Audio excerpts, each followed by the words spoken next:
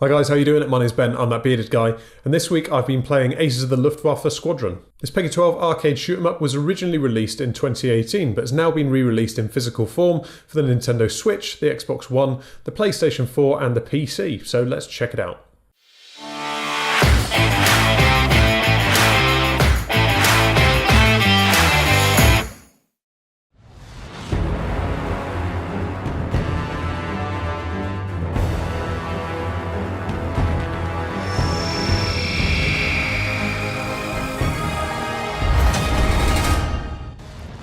As an elite pilot of the United States Air Force, you take to the skies in a campaign involving dogfights against the secret German unit called the Aces of the Luftwaffe.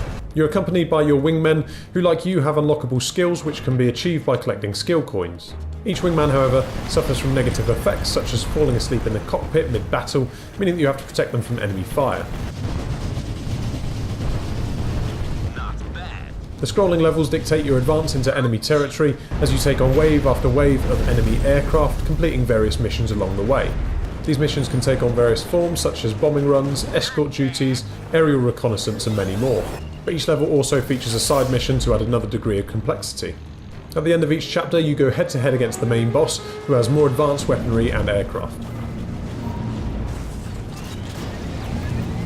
Supply crates are collected from defeated enemy, increasing your firepower, adding an additional turret to your aircraft or reviving fallen wingmen, but the special weapons only last as long as the ammunition. There's a vast array of weaponry available, some of which are omnidirectional, which is vital on levels where the enemy surrounds you from all directions, despite only being able to shoot in one single direction.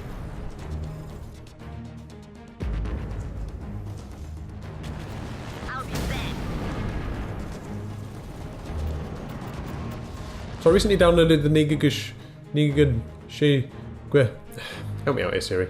Es ist Nebelgeschwader. So I recently downloaded that DLC, but actually it's just the same thing. This time you're the Luftwaffe, so there's some new characters and you're against the United States. There's not a lot of difference.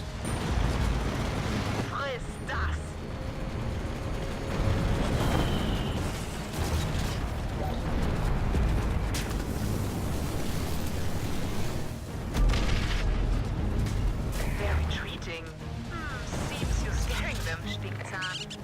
I don't like this. Enlargement. Do you copy? Good.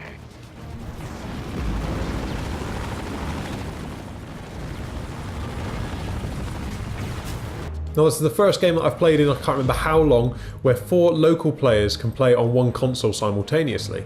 It's a concept that's relatively unheard of nowadays, where you play online rather than with people actually in the same room. But truth be told, I started playing with my 11-year-old son and he got bored within the first hour. So overall, it's not a particularly terrible game.